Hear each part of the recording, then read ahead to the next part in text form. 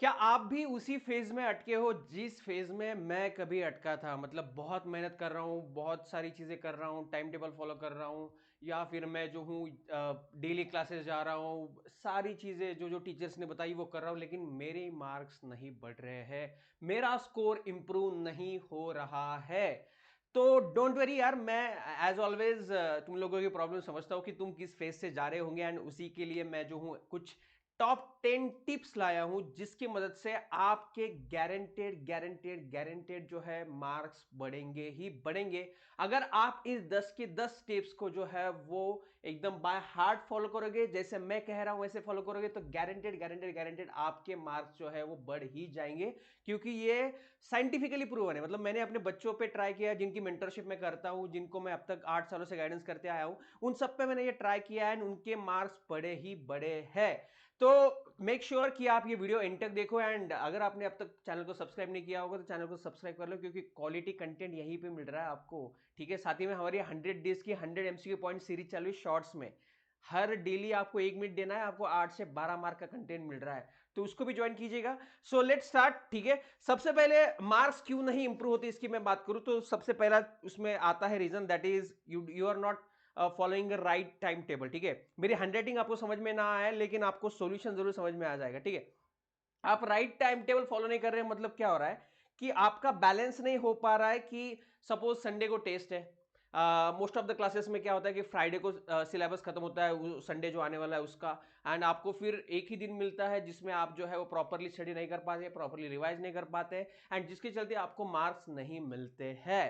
तो देखो, उसमें सबसे पहले आपको क्या करना है, सबसे सिंपली सिंपली सिंपली, ठीक है, competitive exam is not about कि आप जो है वो शुरुआत में ही जो है वो जो टीचर पढ़ाएगा वही पढ़ना है, जो टीचर बताएगा वही करना है, एंड उसी को फॉलो करना है। आपको थोड़ा सा स्मार्ट प्ले करना पड़ता है, आपको थोड़ा सा अहेड ऑफ द कंपटीशन चलना पड़ता है। तो आपको क्या करना है, आपको आपके क्लासेस वालों ने जो है एक शेड्यूल दिया होगा, या आपने टेस्ट सीरीज लगाई है उसका शेड्यूल आपके पास आया होगा। तो आपको मालूम है कि अगले 10 दिनों के बाद जो है एक टेस्ट आने वाली है, जिसमें ये फलाना ढिमकाना सिलेबस आने वाला है। मतलब बायो के 2 चैप्टर, फिजिक्स का 1 चैप्टर, केमिस्ट्री का 1 चैप्टर।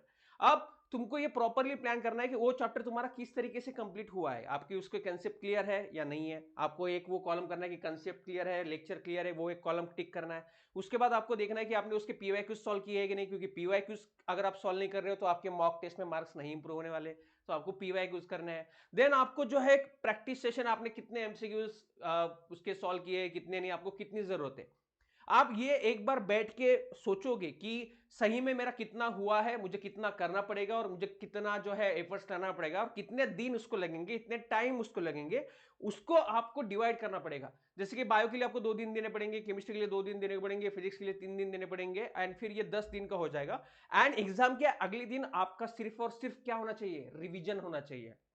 अगर आप एग्जाम के अगले दिन रिवीजन छोड़कर कुछ नया पढ़ रहे हो, या नया कुछ चीजें स्टार्ट कर रहे हो जो एग्जाम में आने वाला है, तो उसमें आपको जो है वो एक तो दिमाग में जाएगा नहीं आपके, वो आधा अधूरा कर दोगे, एंड आपके मार्क्स भी कम हो जाएंगे क्योंकि रिवीजन नहीं हुआ है। तो आपको एक proper time table ahead of the time चलना है। अगर क्लास में वो सिलेबस लेट चल रहा है, फ्राइडे चल रहा है, फ्राइडे खत्म हो रहा है, तो आपको थोड़ा सा यूट्यूब पे जाके या बाकी किसी प्लेटफॉर्म पे जाके वो थोड़ा सा अहेड ऑफ द टाइम, थोड़ा सा 1 घंटा अपने समय से निकाल के, आधा घंटा अपने समय से निकाल के, ट्रैवल कर रहे हो उस समय में, हेडफोन में, मोबाइल में एक वीडियो कम देख के, आपको जो है वो अहेड ऑफ द टाइम थोड़ा सा देख लेना है, उसकी नोट्स निकाल के लेने हैं। ठीक है, या फिर टीचर से ही बात करके थोड़ा सा एडवांस में कर लेना है।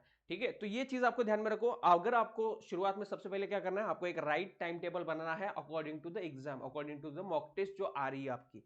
ठीक है, एंड रिवीजन अगले दिन पूरा रिवाइज ही होना है, जितना ज्यादा रिवीजन करोगे उतने ज्यादा मार्क्स बढ़ेंगे, ये चीज ध्यान में रखना।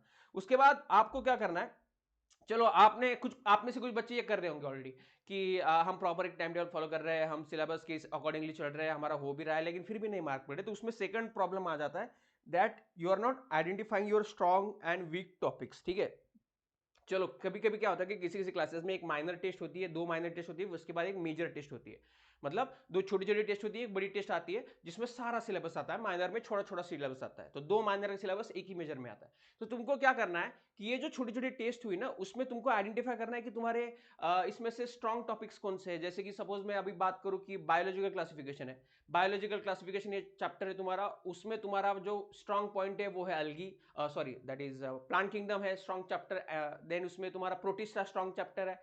लेकिन तुम्हारा फंगाई बहुत वीक है, तुम्हारा जो है वो वहां पे मोनेरा जो है वो काफी वीक है। तो तुमको ये आइडेंटिफाई करना है। तो अगर मुझे मेजर के लिए पढ़ना है, एक बार टेस्ट हुई है उसमें मुझे मोनेरा में मार्क्स नहीं मिले, मुझे फंगाई में मार्क्स नहीं मिले, मुझे जो है वो किस में मिले, मुझे प्रोटिस्टा में मार्क्स मिले, मुझे वायरसेस में मार्क्स मिले, जो लॉस्ट का प्लांट एनिमल किंगडम का शॉर्ट पैसेज है उसमें मुझे मार्क्स मिले।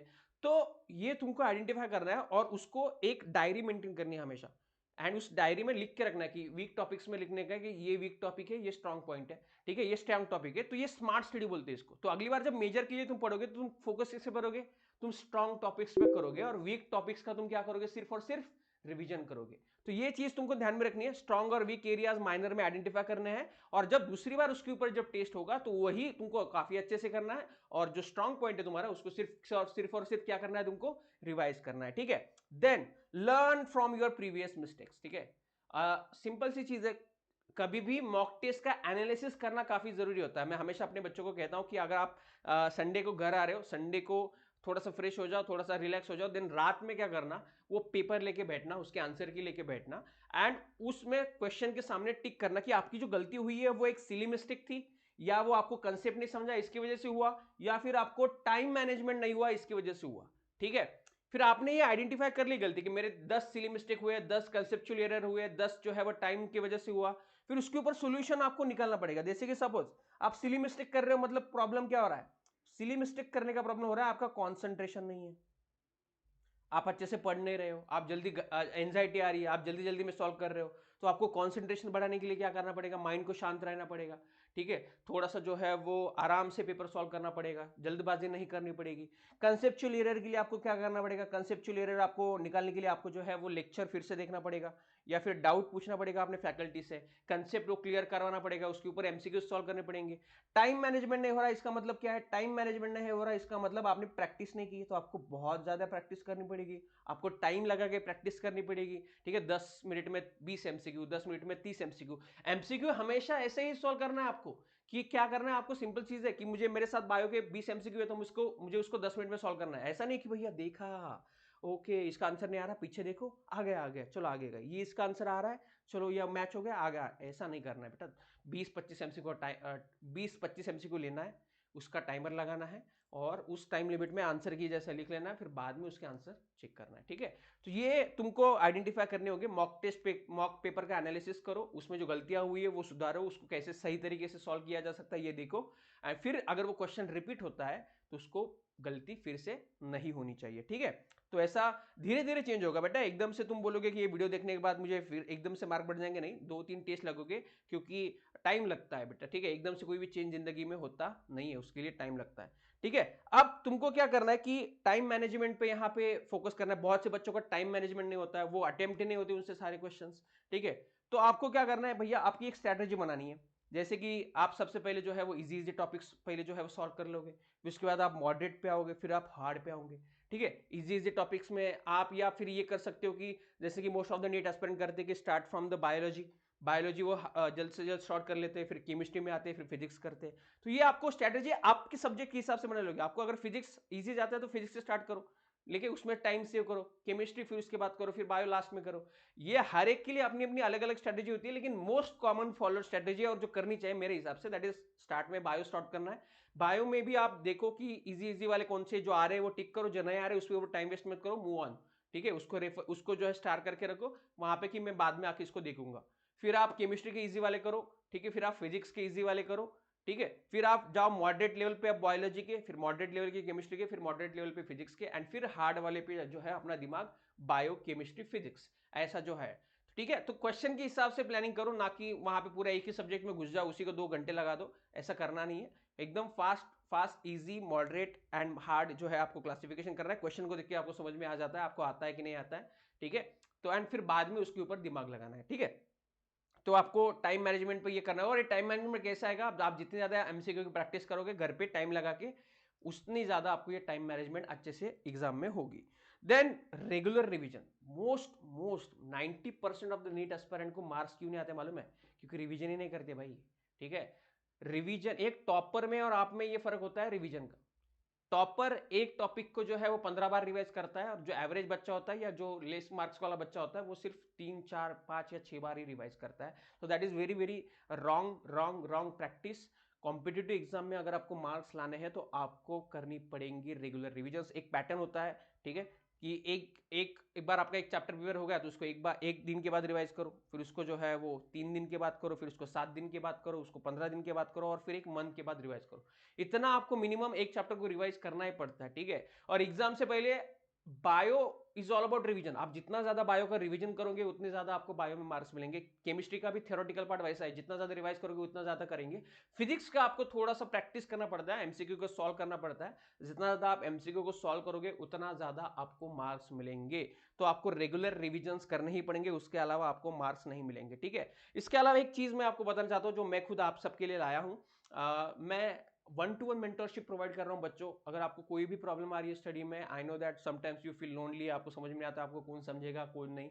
मैं हूं आप सबके लिए। मैं अकेला आपकी अकेले की बात सुनूंगा और आपके प्रॉब्लम्स के ऊपर सॉल्यूशन प्रोवाइड करूंगा। टाइम टेबल बना के दूंगा, आपका टाइम मैनेजमेंट करके दूंगा। आपको जो जो भी जिस जिस सब्जेक्ट में प्रॉब्लम आ रही है वो सारी आपको 1 घंटे के अंदर मैं दूंगा सॉल्व करके। आपको बस क्या करना है, नीचे डिस्क्रिप्शन में लिंक है मेंटरशिप की, टॉपमेट की। आपको वहां पे जाना है, 1 आवर का सेशन जो है आपको बुक करना है। एंड उसके लिए पहले जो 20 बच्चे आएंगे, फर्स्ट 20 बच्चों को जो है वो 10% डिस्काउंट भी मिलेगा, ठीक है। मतलब बहुत 1000 रुपए खर्च नहीं करने, आप आराम से एक पिज्जा खा सकते हो उतने रुपए में। आप ऐसे खर्च लेते हो, इतना ही मेंटरशिप का फीस है 60 मिनट का, ठीक है। उसमें आपको कोड लगाना है मेंटरशिप, ठीक है। अगर आप ये कोड लगाते हो मेंटरशिप तो आपको जो है वो 10% का डिस्काउंट वहां पे मिल जाएगा, मतलब और भी सस्ता मिल जाएगा, ठीक है। तो एक दिन आपका एक पिज्जा जो है वो जाने दो, एक दिन बाहर का खाना नहीं खाओगे, थोड़ा सा घर का खाना खा लोगे, तो आपको जो है काफी अच्छे तरीके से मैं गाइड कर पाऊंगा। एंड आप हमेशा मेरे टच में रहोगे। एक बार आपने मेंटरशिप ले लिया तो आप कभी भी मुझे जो है वो मैसेज कर सकते हो, एंड मुझे समझ में आ जाएगी आपकी प्रॉब्लम क्या है, और फिर मैं आपको काफी अच्छे से गाइड कर पाऊंगा, ठीक है। तो नीचे डिस्क्रिप्शन में जाओ एंड वहां पे जो है वो मेंटरशिप सेशन बुक कर लो। नेक्स्ट आता है डोंट बी ग्रीडी। 90% से भी ऊपर बच्चों के मार्क्स क्यों नहीं आते ना, क्योंकि ये लालची हो जाते हैं भैया, ठीक है। इनको लगता है यार ये तुक्का मार के देखूं क्या, ये लग रहा है इसलिए मुझे आंसर आ रहा है, ये करके देखूं क्या, वो करके देखूं क्या, ठीक है। यार 20 एमसीक्यू सॉल्व किए, 25 तो करनी ही चाहिए, तो ये 5 करके देखो क्या। तो ये नेगेटिव मार्किंग में बहुत ज्यादा मार्क जाते बेटा।